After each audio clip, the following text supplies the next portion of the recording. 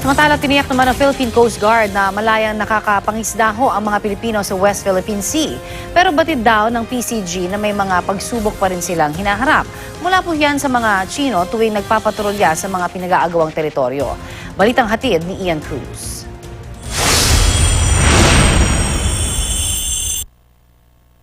Aminado ang Philippine Coast Guard na kahit mabuti ang pakikitungo ng Pilipinas sa China, may challenges raw silang natatanggap mula sa mga Chino kapag nagpapatrolya sa West Philippine Sea, partikular sa area of responsibility nila, ang Bajo de Masinloc.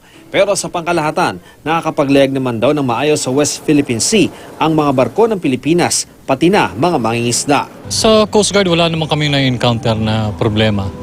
Although, halimbawa, yung pag lumilipad sa BDM, meron paminsan-minsan na challenge, pero parang normal na yung ganun. Pero as a matter of operations, tuloy lang din. Ang bahagi ng West Philippine Sea sa tapat ng Palawan, National Task Force for the West Philippine Sea ang nangangasiwa sa pangunguna ng Western Command ng AFP. Ang tropa raw ng PCG, isinasakay na ng eroplano kapag pupunta ng Pag-asa Island. Sa kabila ng presensya ng mga Chino at iba pang mga bansa, ginagawa pa rin daw nila ang kanilang tungkulin. At kung darating man ang di naasahang pangyayari, Kung sakali, basta ang sa amin kung ano yung order, susundin namin.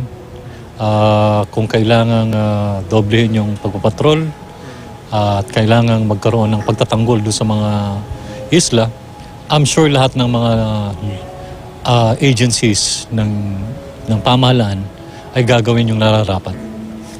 paniniguro ni Commander Balilo, malaya makakapangisda ang mga Pilipino kahit pa sa mga pinag-aagawang teritoryo. Pero nais ng Coast Guard na mabigyan sila ng abiso ng mga bangkang pangisda para kung magkakaaberya, alam nila kung paano sila makakatulong. Ang sasabihin lang naman sir, aalis kami.